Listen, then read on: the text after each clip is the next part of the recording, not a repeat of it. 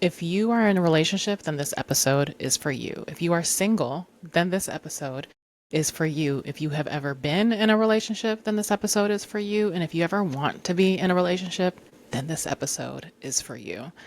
Today, we're going to talk about what it looks like when you are doing the healing, but your partner isn't. You start doing the inner work, right?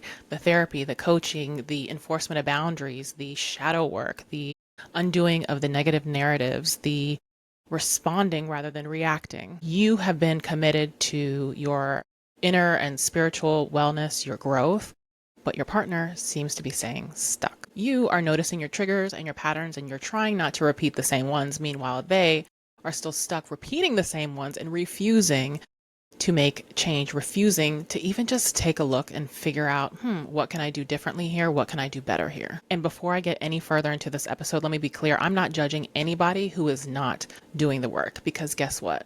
There was a time where I wasn't doing the work. There was a time where you weren't doing the work. And doing the work and healing is not a linear process to begin with. It is a very deeply personal journey. And when you hop on this side of things, you understand that just because you may be further into your healing journey than your partner, it doesn't mean that you are better than them. It just means that you are in a different space. It's part of honoring the journey, and we are supposed to honor everyone else's. When the shifts start, you'll notice them in very subtle ways. For instance, you'll probably experience some irritability, miscommunication, and emotional disconnection, and you're going to wonder, well, where the hell did this come from? Not only does growth reveal misalignment, but it can create it. And what I mean by that is, if you are continuing to grow, but your partner isn't, eventually, and probably sooner than later, you are going to become misaligned because you're changing the terms of what your soul can deal with, what you have agreed that you will tolerate or not tolerate. And it's a really challenging process to go through. A lot of people don't talk about it. And we think that just because we love somebody, that is enough. But I'm going to tell you right now, love is never enough. Love is certainly not enough when you start to feel lonely in a relationship, unheard, unseen, unsupported, all the things. So you know what time it is. I want you to grab a drink, grab a snack, get comfortable. It's time for you to tune in and shift with me.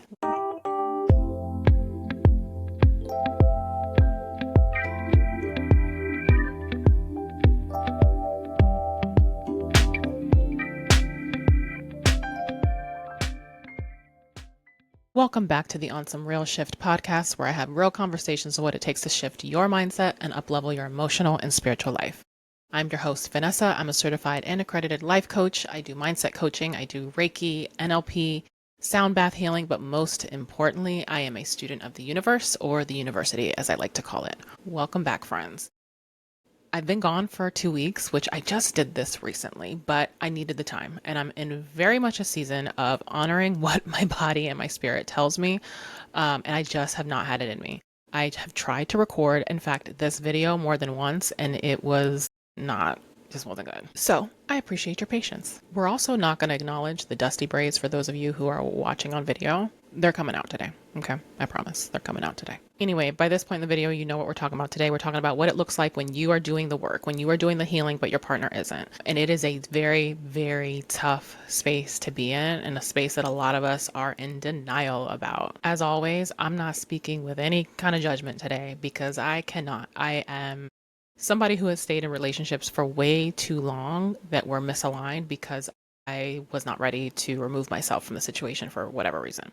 So I hope none of this is received with judgment, but I'm sending this message with love, with compassion, and hopefully it'll give you something to think about. This episode is not about telling you to walk away, okay? Everybody's situation is different, and ultimately we all learn our lessons when we are ready to learn them. But it is inviting you to take a look at your relationship, or maybe past relationships, and identify, where are the areas where I may have outgrown my partner, but I was still choosing to stay? Because that's a form of self-betrayal, you know.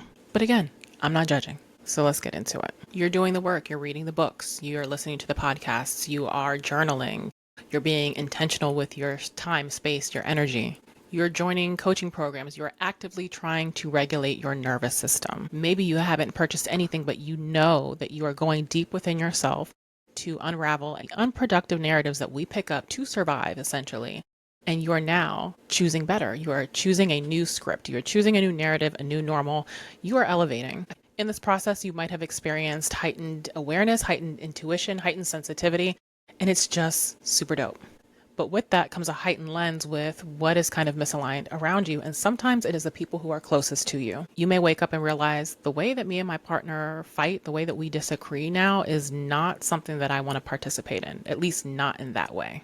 You're not looking to yell or just to be right. You're looking to understand. You're looking to repair. Meanwhile, your partner is still stuck in defense mode because they can't possibly take a moment to just take a look at themselves and say, you know what? I need to take some accountability here. And that's hard. And I start with accountability because it is something that so many of us are not yet comfortable with. And if you have a partner who is used to taking accountability and you're partnered with somebody who is not, I guarantee you, unless you both get on the same page, eventually either you are going to be deeply, deeply misaligned, or you're going to have to remove yourself, right? Unless you're okay being in a situation to where you are constantly playing the blame game and where you're okay quieting your needs because your partner is not comfortable with looking at themselves and saying, hey, there are some things that I can do better here, right? And it's exhausting. It is draining. And it's almost sad sometimes because you start to identify the patterns that they've got going on, the programs that they are running that are keeping them so shackled to versions of themselves that do not serve them, right? They are continuing to show up how they always have, defensive, dismissive, or maybe they just can't seem to understand why you're so emotional lately. And rather than trying to understand what they may be doing to make you feel that way, they're offended that you're emotional. Suddenly, what used to feel like comfort is now feeling like chaos regularly. The way that they are incapable or not willing of understanding and even trying to meet your emotional needs is not something that you're willing to brush under the rug anymore. Eventually, you're going to get tired. So I'll say it again. Growth reveals misalignment. Growth causes misalignment. And again, not because you're better than them, but you're just in a different space. Let me say this very loud and clear for the healers out there, okay? I'm watching y'all. It is not your responsibility to force your partner to heal, to force your partner to change. You cannot heal them directly. It is very much an inside job, and an inside job that they have to be willing to take the reins on. So then what does it look like if you are continuing to choose growth and they are continuing to choose to do the same?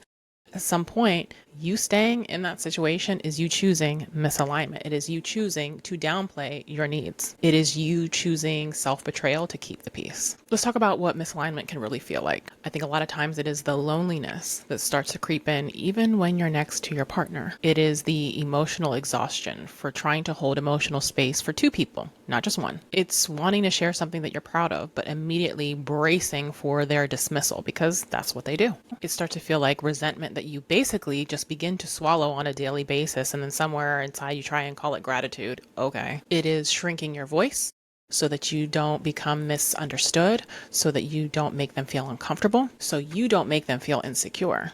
It feels like you doing the healing work while they're on autopilot and still expecting you to meet them where they are, rather than them rising to meet you where you are. And let me just say this does not make your partner toxic. It does not make your partner evil. Although in some cases it might. But I'm just saying, as a blanket statement, just because somebody's choosing not to heal doesn't make them this horrible, terrible person, okay? In fact, you can still hold compassion for them, right? Because it really just is them continuing, like I said, to run the programs, to run the narratives that have kept them small for so long. They're still stuck in their patterns, unequipped, unaware, or uninterested in evolving. When they're stuck in that space, but you're choosing healing, you really do become acutely aware of how much of the emotional burden you've probably been carrying in the relationship. Let me ask you this. If you are in a relationship with somebody who is not evolving, how do they make you feel when you bring up, let's say, a problem or a concern? Assuming you're bringing it up with care, love, and respect, right? How do they make you feel? Are they there to meet you to rebuild the bridge, to create intimacy and closeness? Or are they mad at you for raising the fact that you have a problem? Are they busy trying to defend their position rather than understand the ways that they have hurt you? What does repair look like? Do they know how to reach out and say, I'm sorry?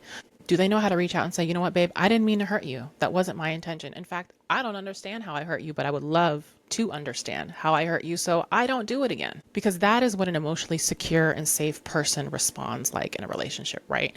But if you're with somebody who is not doing the work, a lot of times they're going to be reactive to you mentioning what your needs are, even if they're super low level and super basic. So then you find yourself in this cycle of trying to pacify their feelings and say, hey, wait a minute, that wasn't the problem. The problem was this.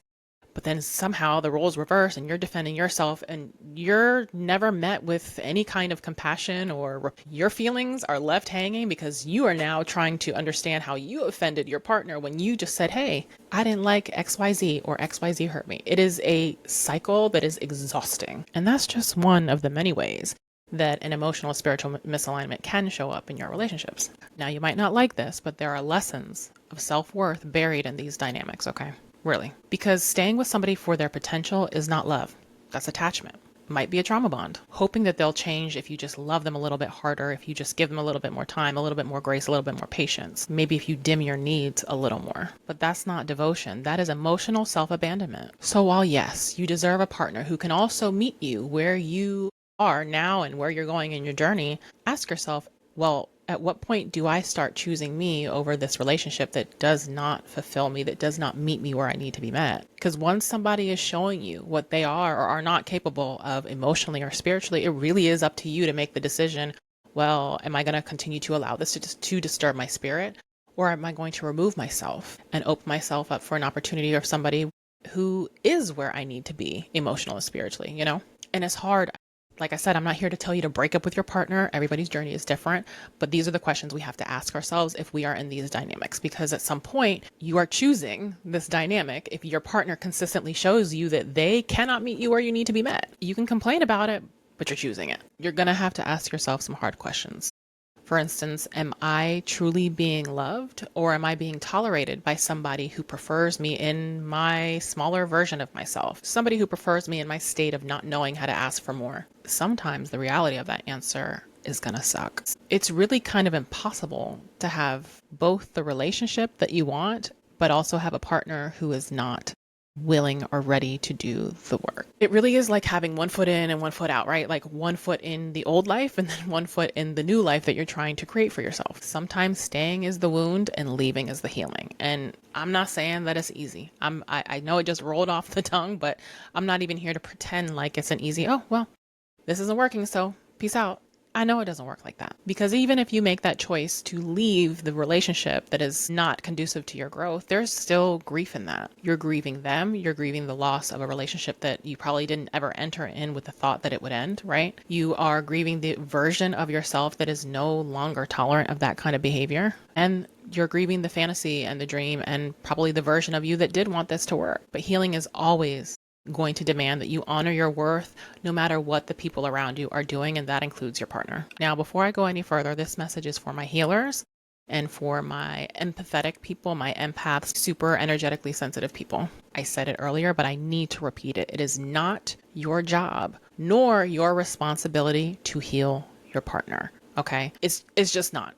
And in fact, you might think that that is loving them, but it's not, because you are robbing them of the lessons that they are just going to have to come to grips with themselves when they are ready. Sometimes the lesson is that they're going to lose a real one because they chose not to rise. And that might just happen to be a part of their journey. You don't know what they signed up for, right? We all signed up for this journey of life, whether we realize it or not. And in those contracts that we signed are the lessons that we have to learn. And we don't get to choose how to learn them, and we certainly have no control about how the next person learns theirs. You know what I mean? The best thing that you can do for your partner if you want to influence change is to continue to embody it. It's really quite arrogant to think that we can heal anybody directly in that way, right? Because healing is such a personal walk, such a personal journey. But what you can do and what you should do, like I said, is continue to embody your healed and higher vibrational state. And it is up to what everybody around you, your partner, your family, your friends, it is up to everybody individually to decide what they are going to do with that information, because it is information that they are receiving, right? You vibrating at a higher frequency, you holding to your standards, boundaries, your healing journey is providing them with information, and they can either get with it or get lost. Respectfully. So my guess is some of y'all are going to be like, okay, Vanessa, so when is it time to walk away? And to that I say, not fast, not impulsively, okay? Not just because it's hard, but truthfully, deliberately, okay? With intention. Like really think about it. Before you do, ask yourself some questions. You knew I had questions for you. Ask yourself, have I calmly and clearly communicated what I need? Do they minimize or gaslight my emotions when I do? Are they capable of meeting me where I am and where I'm growing? Do they even want to meet me where I am and where I'm growing? Or am I the one constantly playing coach, therapist, or emotional babysitter? Like, what are the real answers to those questions? If the only way to keep your relationship is to keep shrinking, then it's not a relationship. It's a performance. You are not being true to who you are and what you need. Why would we sign up for that? Your relationship is supposed to be your home, your safe space, your safe home base, the place where you can and should be able to be emotionally safe and protected and embraced and show up as your authentic self. And I want to be clear, it's not about being perfect, because we all have our stuff, okay? Every single one of us has our stuff. I think I came on here and told y'all weeks ago how I was not my highest self a couple months ago, and I didn't feel good about it. So like I said, it's not about being perfect, but it is about being willing. Is your partner asking questions? Are they consuming content about healing? Are they using you as a resource? Are they asking you questions to understand, well, how did you get to where you are? Because there's so much healing in community, and that's a whole nother topic for a different day, but we don't really heal just alone, okay? And I say all that because there is a difference between a person who is unaware but open, okay? So that's a very long way to say, do not walk away fast, but don't gaslight yourself into staying just because it's familiar, okay? We were not put on this earth to survive love, okay? We were put on this earth to embody it, to be met with it. Now, there's a piece to this that I will talk about in a part 2, which is, can you heal in relationships? And the answer is yes. So if you're curious about that, stay tuned because we got something coming. And I bring that up here because, again, I don't want to push this narrative that you need to come to a relationship fully healed and perfect. Number one, there's no such thing. Number two, real healing happens in relationships, okay? But it's really up to you to figure out, is this relationship aligned with your growth? Is it growing with you? If this is your current reality, then let me just say this. You do not need to walk away today, but you do need to start telling yourself the truth today. Okay. No more pretending, no more potential, no more waiting for somebody to rise to your level or wake up when they've consistently shown you that they don't want to or that they don't know how. You deserve a relationship that can grow with you, that celebrates your evolution, and that can evolve with you, not one that punishes it. Sometimes choosing yourself feels like a loss, but it's not. At least not a loss of love anyway, but it is the loss of a lie. And that is what can make space for something real, something more aligned. If this episode resonated for you, then share it with a friend. As always, I am super grateful for your time, and I will catch you on the next one. Peace.